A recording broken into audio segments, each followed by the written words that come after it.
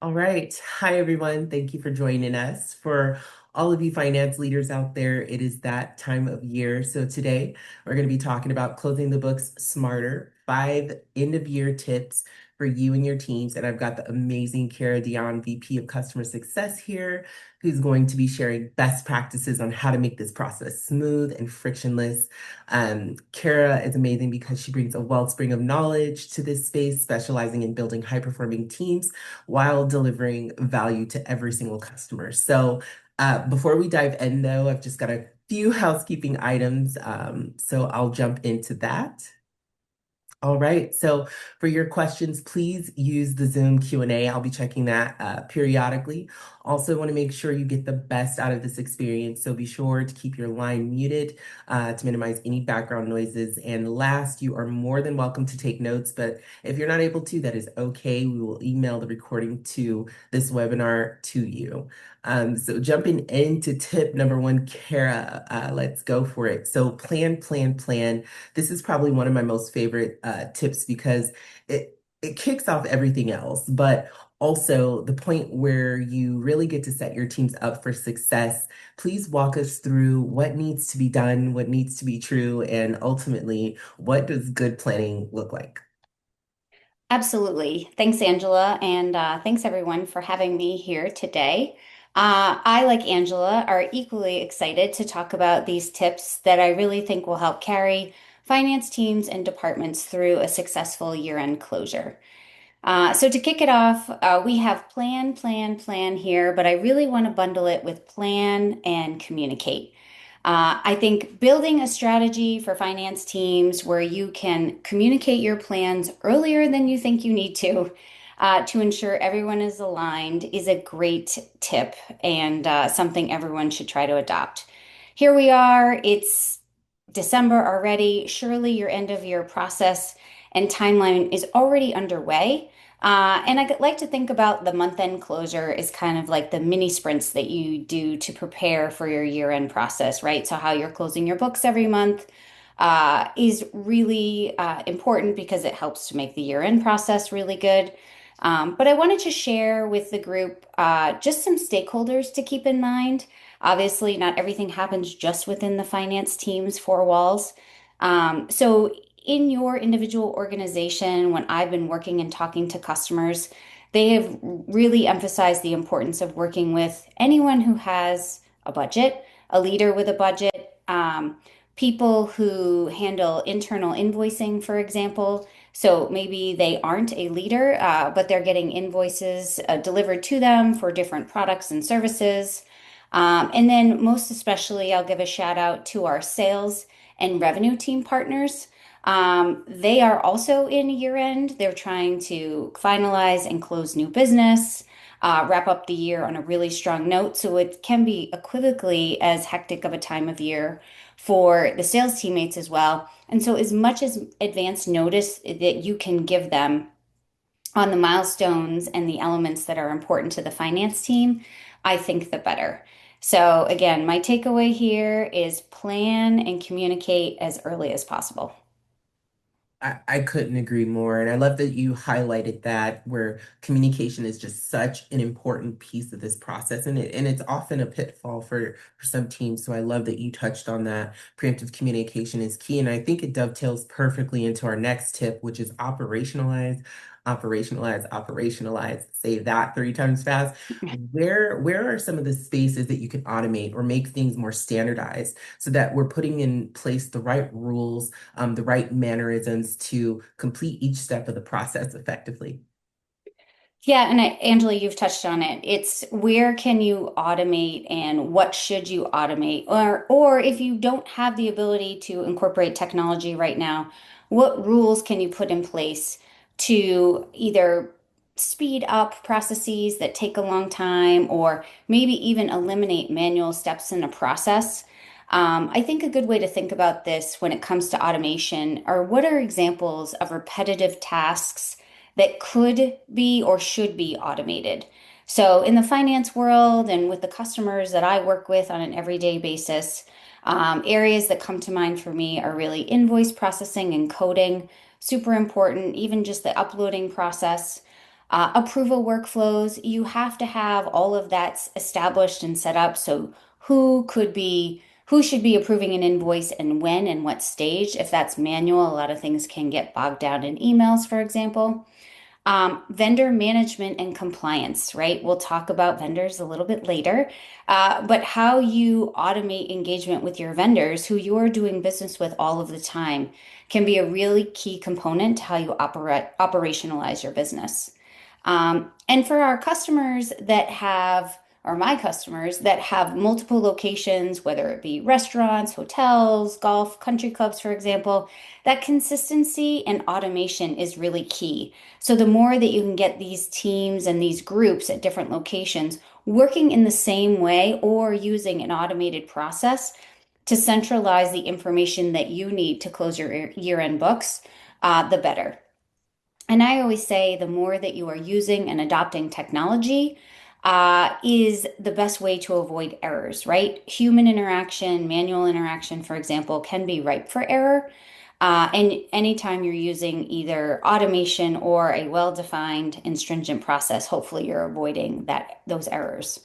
Um, I wanted to share a specific example with a customer that I've worked with in the past, that kind of aligns with my last element around automation.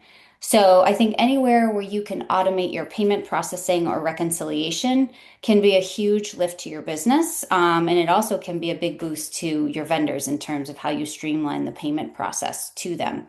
In a past life, I worked for a fintech company that focused on the media vertical, and we had a customer who had a seasonal business where they had uh, a need to hire temporary workers to allow for simply the printing and mailing and envelope stuffing of checks, filling out FedEx forms, for example.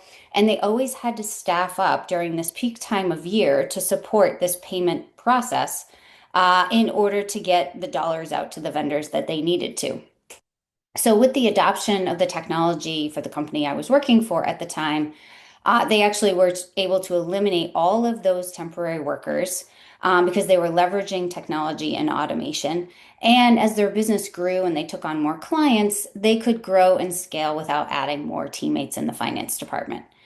And I think the other big success for them, it was really wonderful working with that customer to help deliver that operational efficiency, time savings, and cost savings to that customer. But the other kind of added bonus that I'll put in there when it comes to employing automation or machines is that you also are the beneficiary of better and more reliable reporting on these tasks or processes that you're going to need as part of your year-end closure. So I think it's a big driver of efficiency and one, again, I can't recommend it enough. Anywhere you can automate or, like I said, document that process, the better. I couldn't agree more. And I think you nailed it with that example, right? This eliminates a lot of those manual errors, but also on the other side, if you're having situations where you need to onboard temporary workers throughout your seasonality, they're able to just easily plug into the system and make it work. I love that. And it kind of lends itself to kind of how we think about those often overlooked influencers or peoples that are part of the system that we need to communicate with, right? In that plan step. So I love that you talked to me about this vendor relationship and vendor management component of all of this. And I think it's a big piece of that planning and operational work stream. Can you talk to me a little bit about how you can plug in these other influential areas of the planning or the year-end close process and what that looks like from a vendor perspective? Sure, absolutely. And I think this might be my favorite tip because I think it's sometimes an audience or partner that is likely forgotten about. And simply because you have the least control over this audience, right? Because they sit outside your four walls, and they don't work for you, they work with you, right? So, but they are in many ways, they are a big part of your end of year closure process. So I think kind of referring back to tip number one, you should do a similar or equivocal job when you plan and communicate your year-end strategy to these vendors as well. They're going to want to know what it takes to get paid by the end of the year. They're going to want to know what your internal deadlines are to get invoices processed so they can be paid. They'll be collecting revenue. You'll be getting those expenses off of your books. So I think anywhere you can communicate more with these groups outside of your business, and ways that you can tighten your relationships with them by making their job a little bit easier. So a couple of examples that I have talked about with some of my customers is how do you centralize the vendor data and the W-9 collection before year end? That could be a nice boost in terms of efficiency when you're working diligently in January. I also think that there's a lot of benefit, and I've seen this across many of my customers, is oftentimes doing business with the same vendors, right? If they're delivering a good or a service that works for your business, there's some element of familiarity that has a lot of advantages, not just getting to know them, for example, but also in our business, we have seen a pretty high increase of fraudulent invoices being submitted and attempting to be processed for payment. So there's sort of two points of failure there, right? If I get a bad invoice and I can't flag it correctly, I could approve that invoice and also disperse those funds potentially to the wrong party.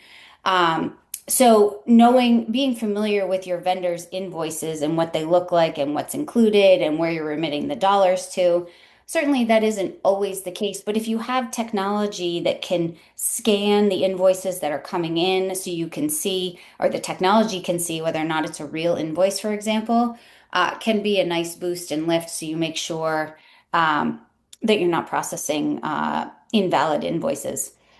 I would say, in my experience, I want to give a shout out to businesses in the grocery vertical, so grocery and retail stores. They really seem to have great partnerships with their vendors in terms of how they work together.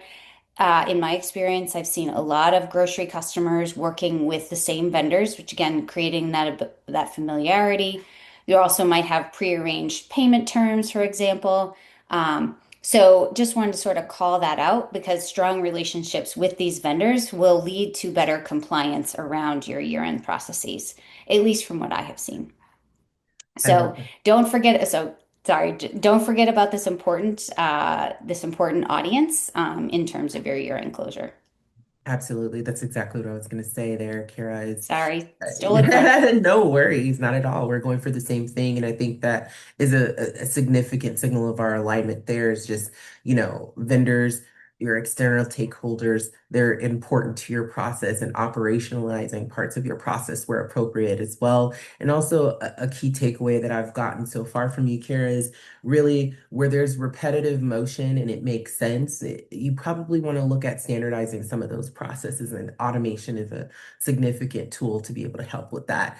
And to keep these processes in motion, right? We can't do them in a vacuum and we can't do them once. So reinforcement of these tools and reinforcement of the alignment between our internal and external stakeholders while maintaining that communication is so key. Can you walk us through what reinforcement should look like in best practice for this particular area?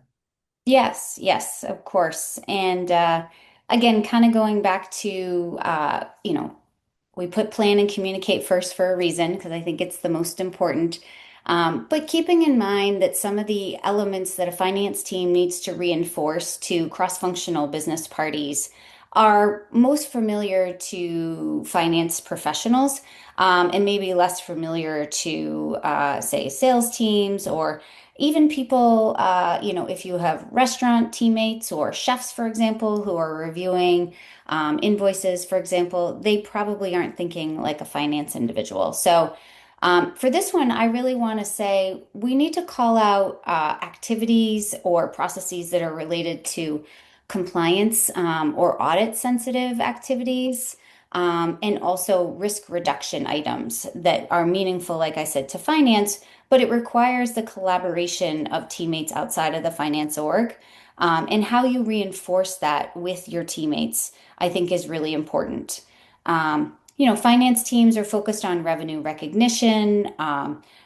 Maybe you're preparing for an audit in the new year, so you want to make sure that we have everything accounted for correctly in your ERP system, for example. reinforcing the importance of internal controls, for example. Are we approving invoices in the right order every single time, right? And we have the right people in the right order making these approvals. And then, of course, referring back to our prior tip around vendors, vendor compliance. Are the agreements stored properly where they should be? Are they ready for a 1099 creation in the new year? And reinforcing to our cross-functional teammates, if you're going to choose to do business with someone, a vendor we haven't done business with before, making sure they're informed on the right processes that go along with that. So I don't want to spend too much time on this one in particular. While it is very important, I think everybody's business operates a little differently, but I think it's worth noting here that it's important to sort of share that the importance of compliance and risk reduction with your teammates. Love that. And I think that's perfect because it's about establishing the reinforcement behind that process, but then how do we pull that through? What makes that true going forward, and how do we maintain that system throughout each year, at the end of each month even? And I think documentation, you alluded to this when you were speaking a little bit earlier about it, but documentation is such a critical component so that everyone can kind of come back and have a point of reference, maybe an SOP for how these things should go. And I think it alleviates a lot of the burden that's on the system. So let's talk through documentation and what that looks like and demystify that a little bit. It's not as scary as it sounds, right? It really is about helping everyone and setting everyone up for success. So let's talk about that one too. Yes, yes. And I agree. I think the key here is setting everybody up for success, both in the current year, but also by documenting your process, and establishing a cross-functional postmortem with your team and external stakeholders. You're really going to do yourself and your department a giant favor.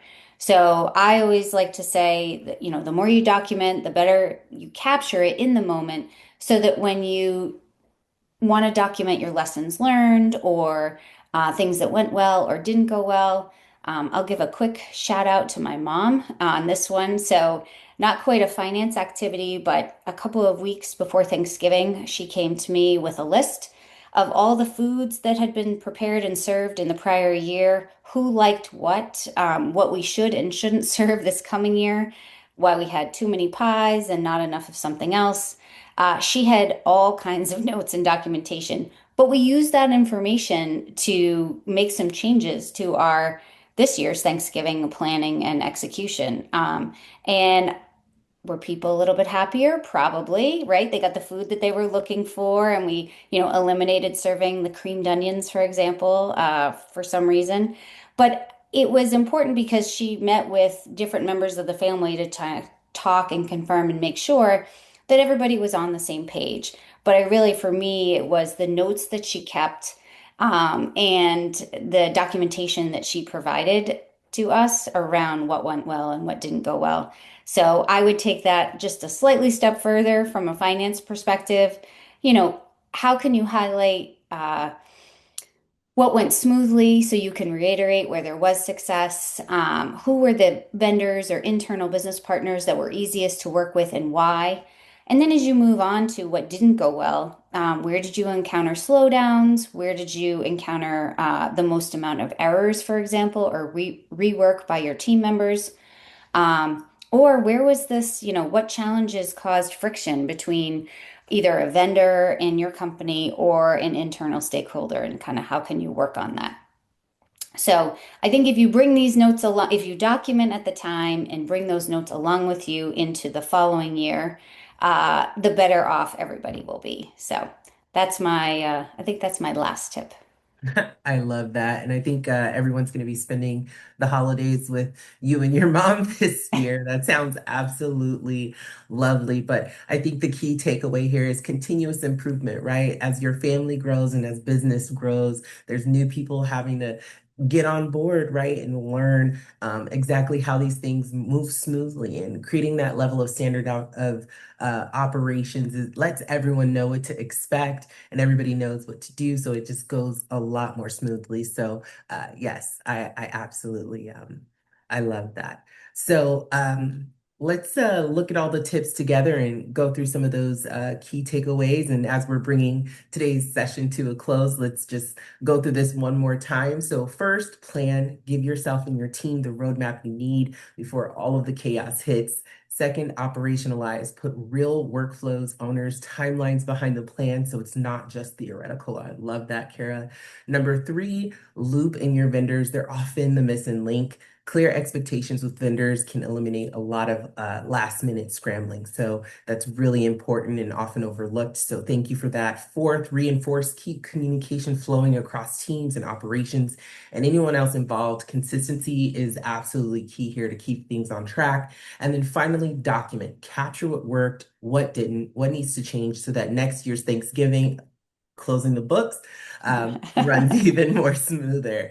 And lastly, be sure we're going to go to the next slide, and we want to make sure that you get all of our automation tools out there to you. So I'll cover that next. But before we do that, let's jump into some Q&A here. So I'm going to take a check in the chat and just see what we have going on.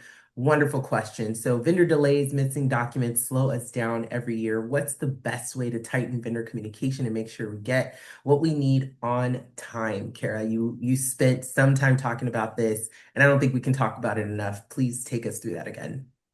Sure, sure. Yeah, I'll highlight what I said earlier around making sure including your vendors, but also giving them advance notice on your process and your timing so that they can plan to adhere to your process and your timeline.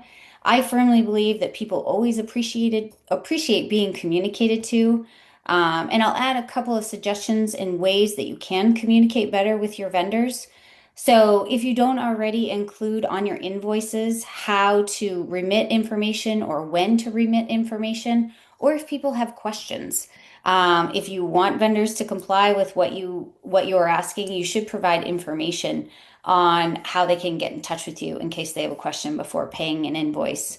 Um, the other thing I would mention is leverage your marketing team to send out communication to all of your vendors before you embark on this process. You can certainly get an export of your contacts from your ERP, of different billing contacts, for example, that exist in your system, and let them know what your plans are and your timing for closing the books and when you need to see invoices into our system, for example, um, to make this a better process. And then finally, I'd also add, and this kind of goes back to technology and automation, is try to provide the best streamlined way possible to collect the invoices. If they're mailing them to you, you could probably ask them to email them to a group email address. I always say don't ever give out an individual's email address. What if their role changes? What if they leave the organization?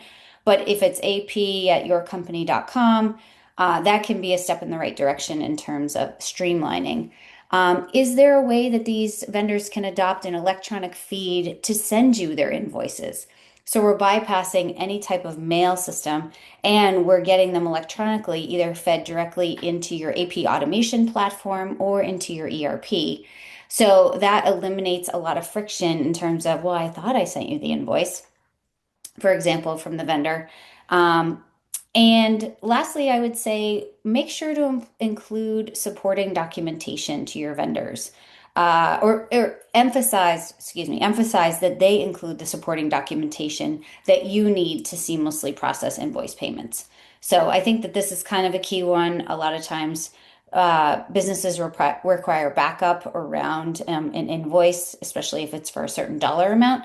So let your vendors know when you require that so you can sort of eliminate the back and forth there. So couple of ideas to share. Great question. Thank you for expanding on that. And then the next question, after year-end close, what's the best way to run a postmortem that actually leads to better processes the next year? Love that question. Yes, yes, I agree.